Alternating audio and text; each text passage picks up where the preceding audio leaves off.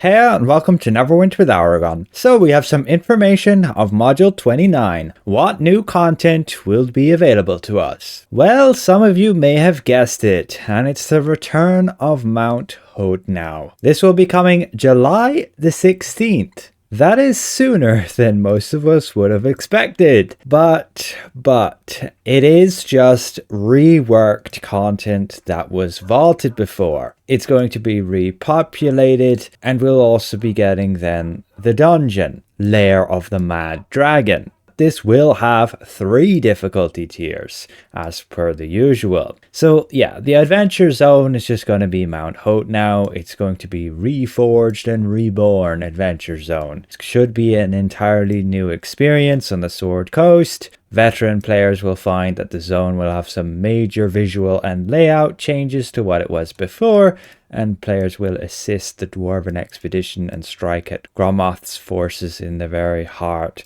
of Mount Hotenow. There will be some fire giant patrols, and if you inflict enough destruction on their forces, he will unleash his mighty lieutenants, towering giants bent on your fiery doom. Maybe something like we had in Valenhas with insurgencies? Well, I guess we'll have to see. But again, the new dungeon, which will have those 3 difficulty tiers and should have new rewards. Oh wait, it's a classic dungeon. I don't actually remember running it, but it was out before Lair of the Mad Dragon. But it should have a complete rework of all monsters and bosses, very much like Temple of the Spider. We're gonna have definitely a lot more mechanics because they are adding a master mode, so there'll be a bunch of tasks to test your coordination, and we'll have to defeat the Twisted Dragon Charlefax. I'm interested in that. I did not get a lot of time to run that dungeon, and I barely remember it at all. It's been so long ago, and hopefully the rewards are at least good.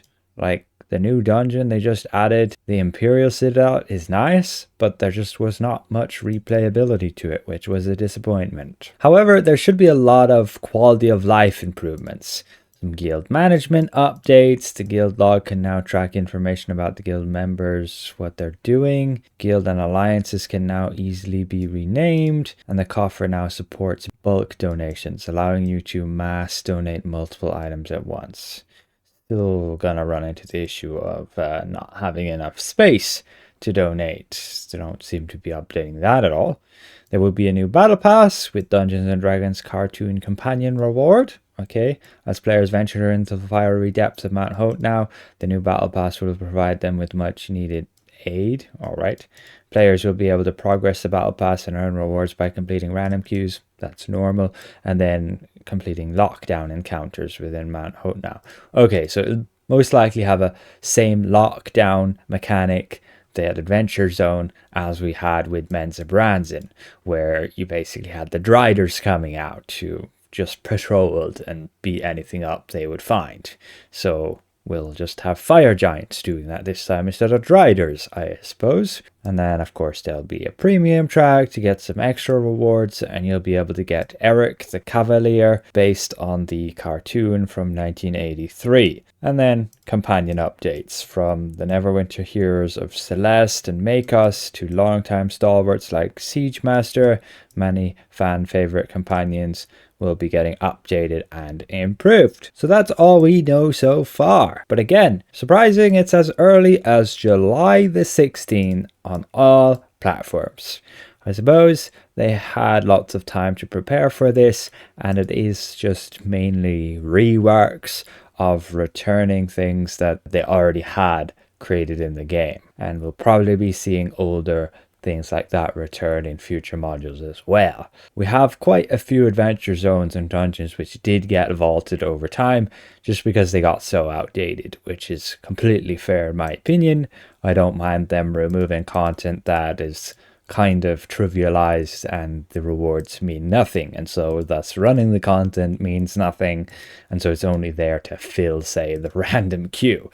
So no harm in reworking that. And the Lair of the Mad Dragon is the dungeon that has been vaulted for a very long time, so many of you will be experiencing it for the first time, and it should be heavily reworked in terms of the bosses having a lot of extra mechanics, particularly when they're trying to make a master version. Overall, we'll see what happens. It has been quite a long time since Mount Hotenow got vaulted. Will be interesting to see it returning.